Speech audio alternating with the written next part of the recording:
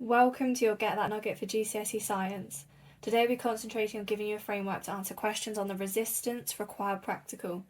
This session is to complement your lessons with your teachers, not to replace them in any way. So the resistance required practical is all about investigating resistance along different lengths of a wire. This is in Physics, paper 1, and goes with the electricity topic. So, resistance. Describe how a student could investigate resistance in a wire over varying lengths.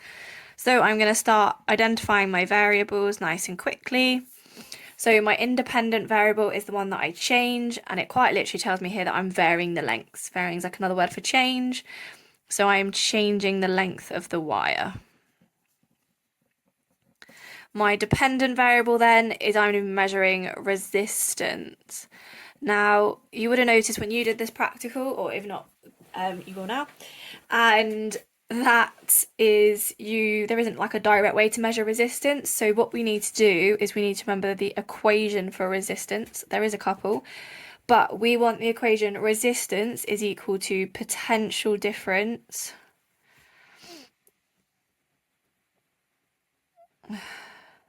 with an N in it divided by current. So there's a way for us to measure potential difference, and obviously we can use a voltmeter, and there's a way for us to measure current, and that is we can use an ammeter, and then we can plug it into this equation and work out resistance. We'll talk about lots of control variables, lots of things that we're going to keep the same throughout this practical so that we have a nice fair test. One of the main things that we are going to control is going to be the power supplied to the circuit. So your teacher might have told you to keep it at something like 12 volts perhaps, and that is something that we're going to be keeping the same for this. Now this one actually usually comes with like a drawn circuit, so I'm also going to draw a bit of a circuit before I get started. So I'm going to start with some kind of power source. I've just drawn a long line followed by a short line, which means I've only drawn a cell. I could now turn this into a battery by adding another cell, another long line and a short line, just like so. And in between, all I've done is just some dashes just to show that they're together. And then I'm going to come round and I want to be able to measure the current. And remember, an ammeter to measure current has to go in series, which means it has to be in the same loop as what you're measuring. Because if I was trying to think about it as if like current has to be able to flow through it, and that's why you need to be in the loop. And then what I'm going to do is you can add things like a switch, a variable resistor and things like that, but I'm going to keep it really nice and simple. And what we're going to have next, there's not really a circuit symbol for it, but in the exams you'll often see it sort of done like this, or you might see it done as like a squiggly line like that. And the best way to do this is just to label that the wire that we're going to change the length of, because obviously it's not the normal circuit wire that we work with. Now, we're going to be measuring potential difference, and obviously if we're measuring potential difference, we're measuring the difference over 2 points, and that's why it needs to go in parallel, because we're going to be looking at the difference between these 2 points, and it needs to go parallel to the wire, because that's the potential difference I want. I don't want the potential difference over the battery or anything like that. I just want it over the wire.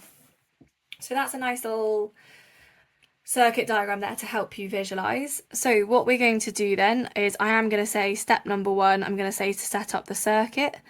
Now, even if you're given a 6 marker and you're asked to, like this, describe how the student could do this or give a method, for ones, don't be afraid to draw yourself little diagrams, and even if you don't get any marks for that, that often helps me to then trigger my memory. And actually the likelihood is, because I've included an ammeter and a voltmeter in the correct positions, the likelihood is I would get at least a mark for that, if not 2. If I labelled it ammeter and voltmeter, that would probably lead me towards 2. So set up circuit, I'm going to do a little arrow to show so it wasn't a waste, because that's one thing you never want to do, is it waste time in an exam. But there we go. So we're going to set up the circuit like so, and then 2, I'm going to say turn on the power.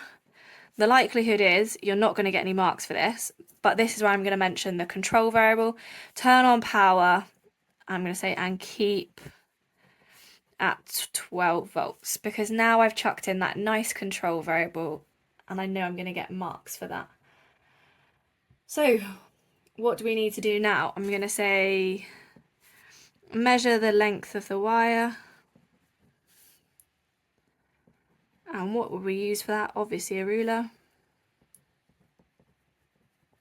When you've done this, you might have had some cool things where you've had the meter ruler that you've used before and then the piece of wire attached to it like so. I didn't draw that in because it looks like a very elongated fuse, but that's how you might have done it in yours. You might have put that in there like so. So measure length of wire with ruler, and what that does is it makes it really nice and easy to move the crocodile clips and change the length of the wire. Now, usually in this practical, you start with the longest length, and that is a bit of a safety precaution because the shorter the length, the less the resistance is what should happen, because obviously it's got less of a distance to go, less particles to hit, and therefore it is going to have a smaller resistance. So we start with the longer one and we take it down bit by bit rather than building it up. So we've measured the length of the wire. We're going to start with the longest and then we're going to vary the length using crocodile clips, because obviously then I could have attached it like so, and then I can attach and move it and move it and move it like I said. So vary the length using crocodile clips. You might have used something else. Obviously crocodile clips can be a little inaccurate. If you can get something with a smaller point, you can be way more precise. Vary the length using the crocodile clips. That's where I'm going to just chuck in. So I'm going to say we're going to do maybe like 100 centimeters, 80, 60, 40, 20, and then leave that there. Perhaps maybe you want to do every 10. It depends. You got to be careful with going too small, because the only other thing you don't want to do is burn out the wire. You might have done this in your practical, you might have really wanted to test it, and obviously the longer we leave this on, the more current we've got flowing through it, the warmer it gets. As it gets warm, the wire starts to melt, and we'll talk about ways that we can avoid that, but you might have had that happen with your practical. Now, obviously, for each length, we need to record some data, and we need to record the current and the potential difference. So for each length, record current, and I'm going to write PD for potential difference, okay? And then obviously 6, would we ever just record this once for each length? I'm going to say for each length, we're going to repeat 3 times and calculate a mean.